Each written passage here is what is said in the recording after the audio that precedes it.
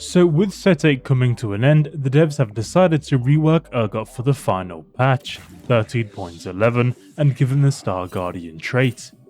And I suppose story or lore wise this makes sense as it reflects Urgot no longer being a threat in the cinematic that launched with set 8.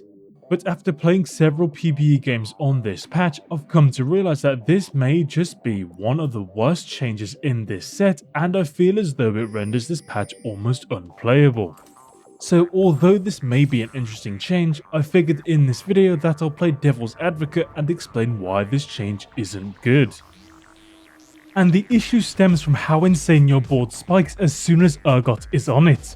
Even with no items and at lower breakpoints of Star Guardian, Urgot is casting significantly more often, which also means that he's dropping many more chests than he usually would, and you're getting way more gold and items.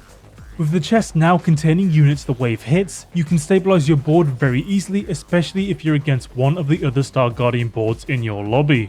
This version of Urgot accelerates a player's board tremendously, and the only way others can catch up is by also playing Urgot. And you may think that surely there's been adjustments to Urgot to make up for this insane power boost, right? Well, at the time of making this video, the only adjustments to Urgot are an increase to his ult's mana cost and nerfs to Star Guardian at 2, 4 and 6, but 8 Star Guardian is unchanged. So Urgot got an insane buff with the addition of Star Guardian, but he has barely had any adjustments or nerfs to make up for that. Urgot is just so game warping right now because of the sheer amount of econ he alone can provide even without items and augments. And if he's itemless because you don't have the right items, don't worry, he'll farm plenty of items for you to use and equip, or he may even farm you more Urgots for an easy 2-star. Essentially, the problem here is that Urgot has suddenly become the star and focus of the entire patch, and this just doesn't feel good to play. Also, with Urgot becoming a Star Guardian, you no longer need an emblem to be able to hit 8 Star Guardian. But if you get a spat, you can make Janna a Star Guardian as well, and now your board just perma-CCs the enemy boards, buying plenty of time for Urgot to cast numerous times and farm you much more loot. This is horrible to play against, as your units spend more time in the air than they do dealing damage. As I mentioned, 8 Star Guardian is just as powerful and wasn't nerfed. So 8 Star Guardian Urgot is not difficult to achieve, and once you're there, Urgot can just cast repeatedly in a single combat round and farm so much loot as his drop rate wasn't changed. Anyway, I can't recall any traits that have ever had 2 legendaries in them, but now a Star Guardian vertical board has an insane high end cap because it has both Urgot and Syndra. At least it's another contender to Legendary Soup, a comp where you just play legendaries, but it just feels like another variation of it because of how often Syndra can throw in units from your bench. And you don't need to worry about items for Syndra because she's still very effective at high verticals of Star Guardian, as she'll generate mana very easily. Even if Syndra throws in a single unit, that can still provide a lot of value depending on that unit. Regardless, Urgot will probably farm you items for Syndra anyway, and any item that helps her with mana generation provides a massive spike in Syndra's utility. And it's not like vertical Star Guardian lacks any damage or frontline. Echo, Nyla and Rel can stall for a long time, while Nico can deal a ton of AoE damage to the enemy board, and Syndra reinforces your board with the extra units from the bench.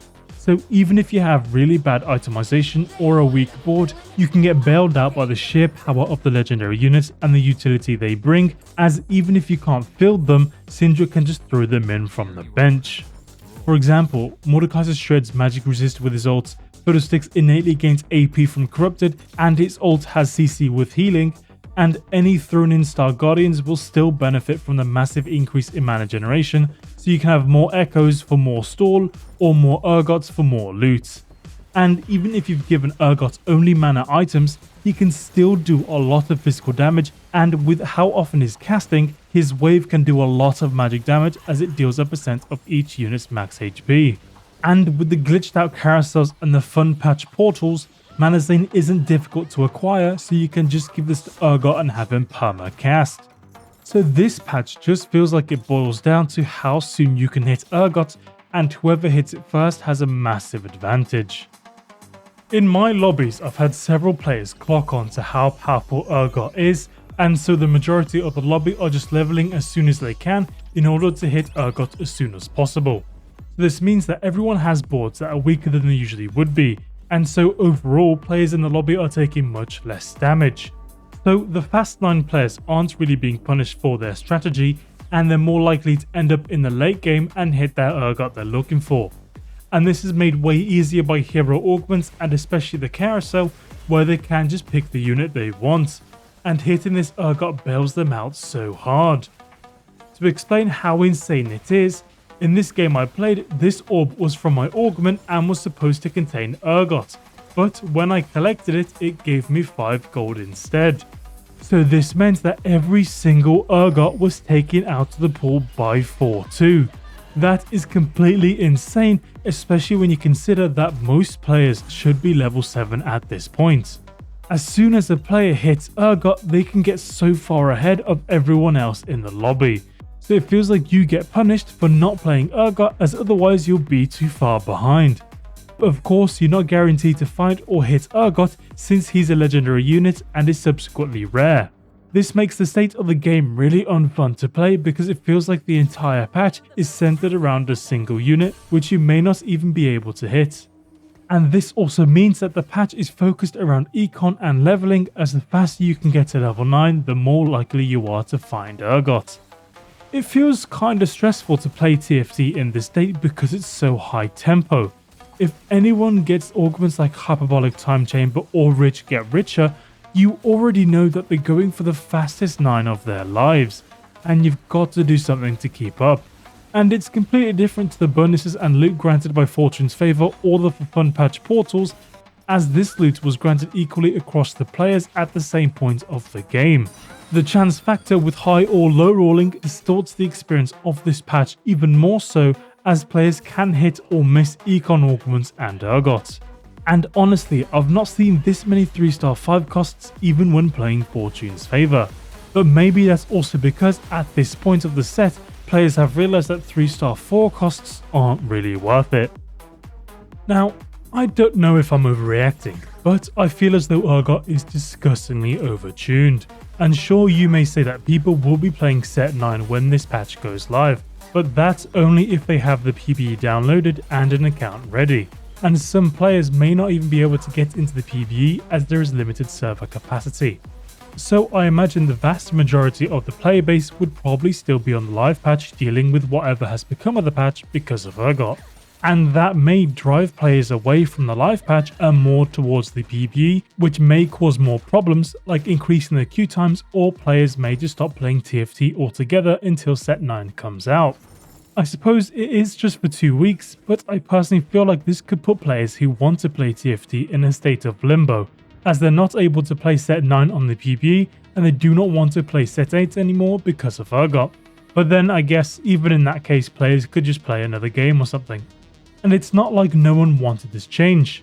There are numerous posts on Reddit and Discord mentioning how Urgot should be a Star Guardian. So the dev team delivered on a change a lot of players have wanted to see.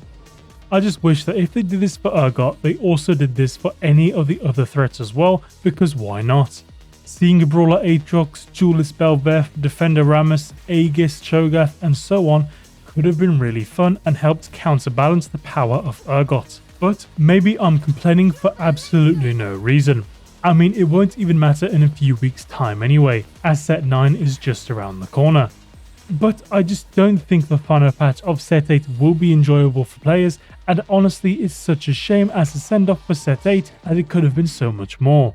But I also think that overall this For Fun patch has been really underwhelming as a whole, and honestly it just feels like a much worse version of Fortune's Favour. Usually the For Fun patch enables players to try or do things they haven't been able to do so far in a set, and I just don't think players will be able to do that in this final patch, as they may be steamrolled by Urgot players. I know some people say TFT isn't all luck, but this patch really feels like it is, as literally the only games I have won on the PvE with this patch are the games where I hit Urgot first. A simple and fun way to prevent this would have been to make many early game spikes, like with the portals, so players have to play strong boards early, as otherwise they lose loads of HP. But yeah, I think that's my rant over. I mean, at the very least, I know players at this point are mostly looking forward to set 9, and there's a reveal on May 30th that will go over all the details for the next set, which will probably be available to play the next day on the PvE. What do you guys think? Am I overreacting? Did you want to see start Guardian Urgot? Are you looking forward to this patch or are you dreading it? Let me know in the comments and remember to subscribe. Anyway, check out these other videos if you want to see more from me, and as always, thank you for watching and I'll catch you in the next one.